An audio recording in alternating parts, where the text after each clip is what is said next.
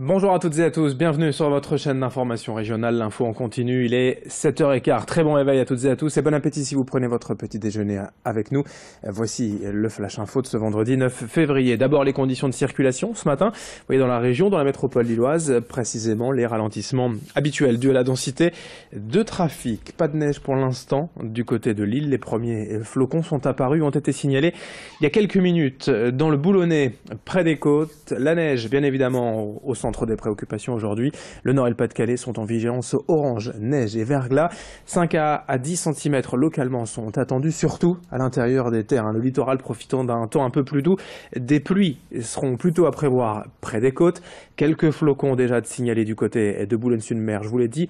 Mais selon nos informations, cela ne tient pas au sol et tout cela devrait rapidement se transformer en averses de pluie vu les températures un peu plus douces aujourd'hui sur le littoral. En tout cas, la région a décidé d'annuler ses services de ramassage scolaire toute la journée. Du coup, certains établissements, des écoles, des collèges ont purement et simplement fermé leurs portes ce vendredi.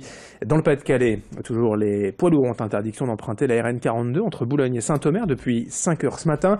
Ailleurs, partout, les services de la DIR sont mobilisés sur les routes depuis cette nuit pour saler les principaux axes, les autoroutes, les nationales. Il est quand même conseillé de limiter vos déplacements aujourd'hui, d'être très prudent en tout cas en voiture. Pour bien comprendre ces prévisions ce matin et dans la journée, dans quelle mesure cette neige va nous concerner dans la région, on écoute les explications d'un prévisionniste de la chaîne Météo.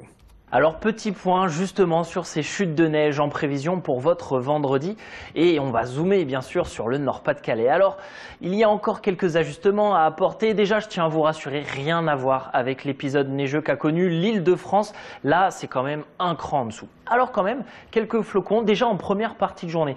Entre 6, 8 et 10 heures, c'est là où les premiers flocons de neige vont commencer à tomber entre la métropole lilloise et également valencienne. Ça peut tenir temporairement au sol mais avec 1-2 degrés de maximal au cours de votre après-midi. Il y a peu de chances que vraiment ces flocons de neige vous embêtent. Sur les axes routiers, pas trop de soucis à avoir. En revanche, dans vos jardins, vous pouvez avoir 1 à 5 cm, notamment vers le bassin minier. C'est là où les cumuls seront les plus importants. Vers l'ouest, vers Calais ou encore la Côte d'Opale, pas de soucis à avoir. Là, les températures seront positives. En revanche, c'est plutôt de la pluie qui va vous concerner. L'actualité également à Calais avec les propos polémiques de Yann Moix, le chroniqueur de l'émission N'est pas couché sur France 2, qui ont beaucoup fait réagir ces dernières semaines, que ce soit les médias sur place, les associations de soutien aux migrants et forcément les autorités locales. En réponse à ces accusations de maltraitance et de violence envers les réfugiés, la préfecture du Pas-de-Calais avait organisé hier une visite des lieux d'accueil d'urgence pour les migrants du Calaisis, des bâtiments loués directement par l'État et mis à disposition en cas de grand froid. Ce hangar rue des Huttes que l'on voit sur ces images accueille 330 migrants majeurs, tandis que 70 mineurs sont abrités route de Saint-Omer dans des containers utilisés dans l'ancienne jungle. Le préfet annonce ainsi disposer de 400 places d'urgence à Calais, soit le nombre officiel de réfugiés comptabilisés, mais les associations, elles en comptent le double. Dans ce hangar, en tout cas, les bénévoles offrent un peu de réconfort aux migrants, une boisson chaude et à manger. On écoute ce membre d'association sur place à Calais au micro de Corentin Escaillé. Alors ils sont pris en charge, il y a des maraudes dans la journée, donc les maraudes informent les migrants. Les navettes sont mises en place donc rue des Mouettes et ils arrivent par le biais des navettes. Un bus à la fois arrive ici, les gens se voient attribuer une tente dans le bus et quand ils débarquent du bus, ils savent déjà où ils vont, ils ont un ticket qui leur attribue une tente par petits groupes d'une dizaine. Ils ont la possibilité de se restaurer au niveau des tables et puis de discuter, possibilité également de charger leur portable, donc ça c'est très très important. Donc ils se regroupent également pour visionner des films, visionner des vidéos, etc. L'actualité sociale à présent avec des négociations tendues actuellement chez Pimki. Après l'annonce début janvier de la suppression de 208 postes et la fermeture de 37 magasins, la direction a accepté de négocier un plan de départ volontaire avec les syndicats. Les 208 employés au siège de la métropole lilloise devraient donc bénéficier de conditions assez favorables, mais pas les 166 salariés des boutiques selon les syndicats. Pour eux, seule la moitié fait aujourd'hui partie du plan social. Les autres devraient simplement se voir proposer une mutation dans un autre magasin. Rien de moins qu'une suppression de postes déguisée annonce les syndicats, car si les salariés refusent cette mutation, ils pourraient être licenciés. Explication avec une responsable syndicale au micro de Céline Huret. Aujourd'hui, on demande clairement et avec le soutien de tous ces salariés qui puissent bénéficier, s'ils le souhaitent, des mesures du plan de départ volontaire et s'ils souhaitent rester chez Pimkie, que l'entreprise s'engage à leur garantir un emploi pendant au moins 3 ans afin qu'ils ne soient pas au bout du compte licenciés ou qu'ils démissionnent parce qu'ils seront sureffectifs dans leur magasin. Que ces salariés, à un moment, savent très bien qu'au bout du compte, ils perdront leur emploi puisque dans le magasin, on se retrouvera avec 2 responsables, 2 adjointes, 10 vendeuses. Et comment un magasin qui n'a pas la structure faite pour ça va pouvoir vivre et quelle ambiance de travail il va pouvoir exister?